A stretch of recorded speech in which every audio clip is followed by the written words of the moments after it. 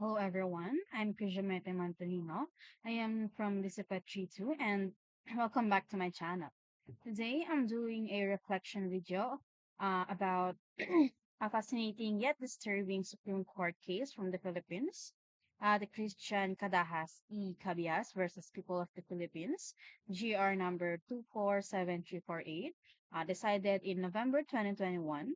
As someone who's passionate about law and digital ethics, this case really hit home for me because it deals with pornography in the age of social media. We'll break it down step by step, answering five key questions, and I'll share my personal reflections at the end of the video. So, first off, what is this case all about?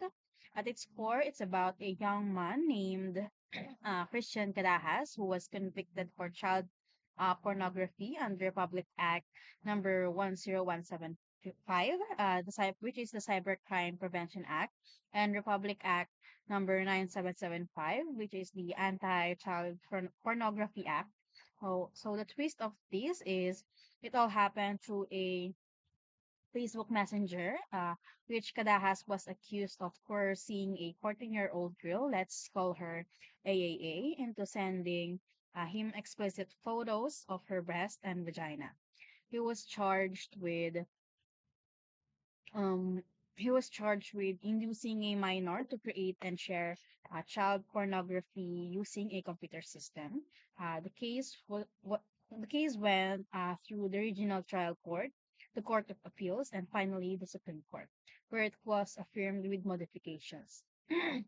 It's a stark reminder of how digital platforms can be used for exploitation and how the law protect minors in the online world.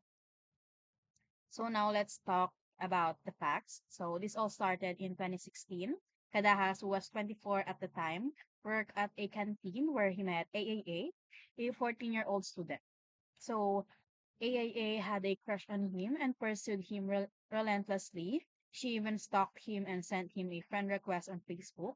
So they started chatting on Messenger, and Cadahas eventually courted her, so they became sweethearts in April 2016.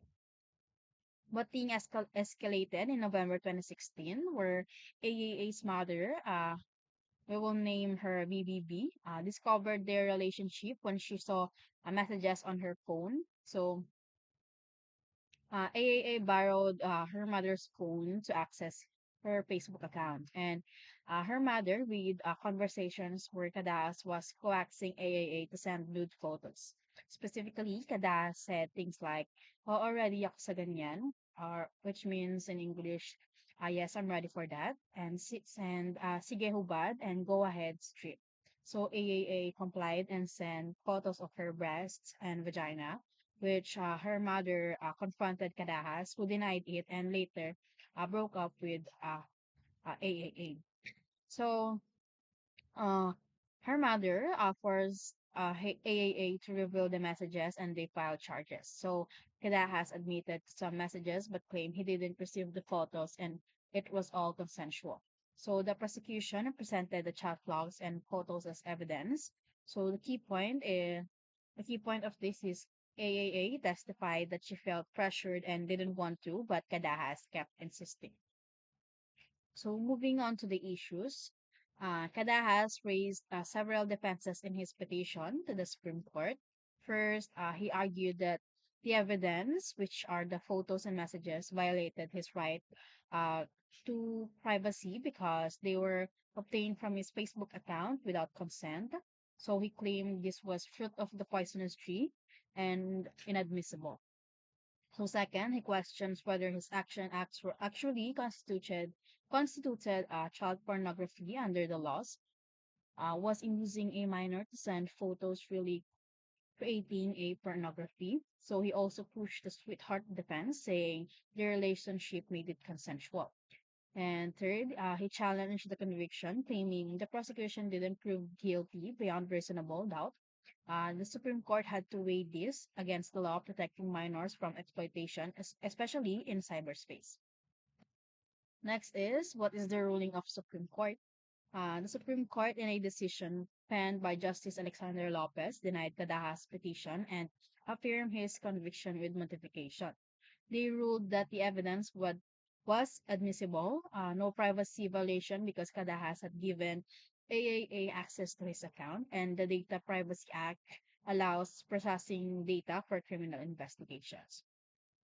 On the merits, the court found Kadahas guilty beyond reasonable doubt. They classified child pornography as mala-insect crime or inherently immoral, not just malum prohibitum or wrong only because it's illegal. His inducement of a minor to send explicit photos via messenger qualified as creating child pornography. So the sweetheart defense didn't fly because minors can truly consent to such acts, especially with a huge age gap. He was 24 at that time, while the girl is the girl was 14 at that time. So the penalty, originally reclusion temporal or 14 to 18 years, but it was modified to reclusion perpetua, life imprisonment under Cybercrime Act, plus a 1 million fine. So the court emphasized protecting children in the digital age. So what are your takeaways or learnings from this case? So finally, my takeaways, this course taught me a lot about dark side of social media. First, it highlights how vulnerable minors are online, especially crush can turn into exploitation if adults take advantage. And Kada's action show how predators groom kids through messaging apps. So as someone who uses social media daily, it makes me more cautious about sharing personal info and educating young people about online safety. Second, the ruling reinforces that child protection laws are serious, even if it's consensual in a relationship. So minors can legally consent to explicit acts. So the court did a great job balancing privacy and child welfare.